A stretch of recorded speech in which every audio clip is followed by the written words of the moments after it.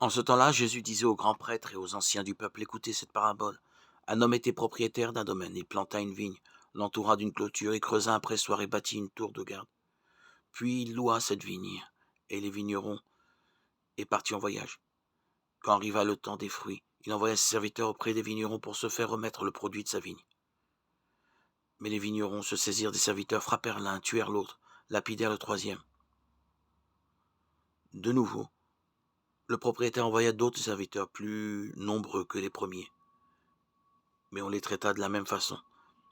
Finalement, il leur envoya son fils en se disant « Ils respecteront mon fils ». Mais voyant le fils, les vignerons se dirent entre eux « Voici l'héritier, venez, tuons-le, nous aurons son héritage ». Ils se saisirent de lui, le jetèrent hors de la vigne et le tuèrent. Eh bien, quand le maître de la vigne viendra, que fera-t-il à ces vignerons? On lui répond « Ces misérables, il les fera périr misérablement. Il louera la vigne à d'autres vignerons qui lui en remettront le produit en temps voulu. » Jésus leur dit « N'avez-vous jamais lu dans les Écritures, la pierre qu'ont jetée les bâtisseurs est devenue la pierre d'angle? C'est là l'œuvre du Seigneur, la merveille devant nos yeux.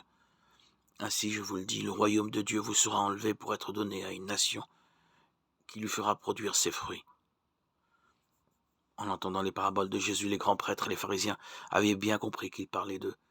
Tout en cherchant à l'arrêter, ils eurent peur des foules, parce qu'elles le tenaient pour un prophète. Évangile de Jésus-Christ selon saint Matthieu 21, 33, 46. Le Fils vint auprès des siens, mais les siens ne le reconnurent pas, non plus que l'amour du Père qui venait se manifester à lui. Ils le mirent donc à mort, comme ils le firent avec tant d'autres envoyés du Père avant lui. Et une nouvelle fois, pour la toute dernière fois, le trop grand amour se solda par un échec. Un échec du moins apparent, car entre Dieu et l'homme, l'échec n'est là que pour mieux laisser triompher l'amour. L'amour du Père pour son Fils, l'amour du Fils pour son Père, l'amour du Père et du Fils pour nous tous. N'avez-vous jamais lu dans les Écritures, là expliqua Jésus, la pierre qu'ont rejetée les bâtisseurs est devenue la pierre angulaire. C'est là l'œuvre du Seigneur, merveille à nos yeux. Oui, cette histoire d'amour, celle des relations entre Dieu et chacun de nous, est toujours une histoire plus ou moins tourmentée, histoire ponctuée par les nombreux échecs que Dieu vient essuyer auprès de nous.